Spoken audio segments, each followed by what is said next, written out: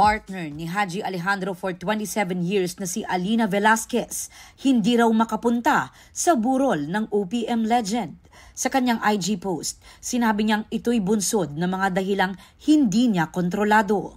Kaya nagtungo na lang daw siya sa Walk of Fame star ng singer para doon mag-alay ng bulaklak at dasal. Nagpasalamat din ng singer-actress sa mga anak ni Haji na sina Rachel at Ali sa pag-reach out sa kanya. Pumanaw ang certified hitmaker na si Haji na ayon kay Alina ay may stage 4 colon cancer. 2 araw matapos i-unfollow ni Kailin Alcantara si Kobe Paras, Kobe nag-unfollow na rin sa aktres. Palaisipan pa ang real score ng dalawa. Bea Alonzo enjoy sa pag-explore sa Andalusia, Spain. Demi Moore, World's Most Beautiful for 2025 ng People Magazine. American model Hailey Bieber, ni-reveal na mayroon siyang 2 ovarian cysts. Aubrey Carampel nagbabalita para sa GMA Integrated News.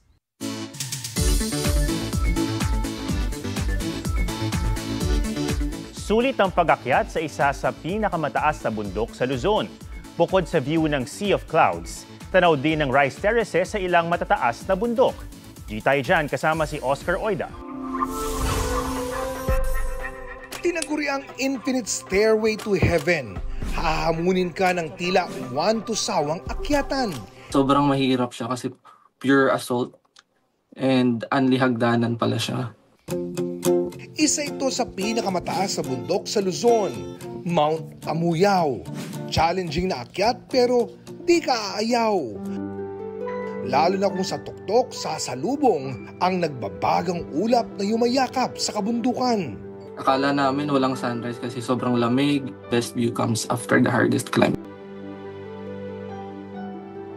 Tanaw rin ang iba pang majestic mountains, ang Mount Pulag at Mount Napulawan. Napapaligiran din ito ng mga hagdang-hagdang palayan.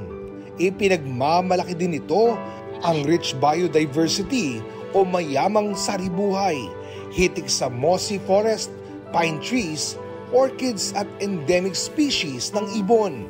At higit sa lahat, maunlad ng matulungin na komunidad. Sila yung mag-guide sa'yo papunta kung saan yung water source. May mga locals din na ina-assist yung mga ibang hikers na pababa na. Oscar Oida nagbabalita para sa GMA Integrated News.